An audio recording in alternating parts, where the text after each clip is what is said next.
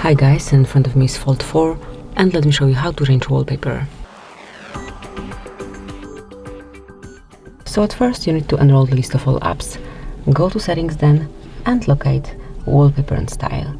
Here you can pick one from My Wallpapers, Gallery or lock screen wallpaper services. It's up to you which album you only want to pick your wallpaper from. I will go with My Wallpaper. So here you've got all the options, they are pretty similar. You can also go to download it, however I have nothing in this album, so let me go back and let's choose for example this one. Then decide if this picture is for your home screen only, just your lock screen or both of them.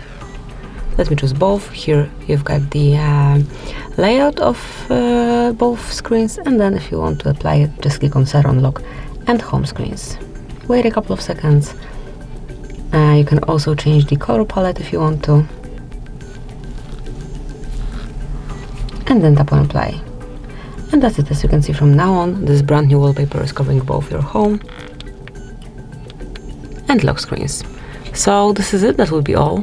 Thank you for watching. Please subscribe our channel and leave the thumbs up.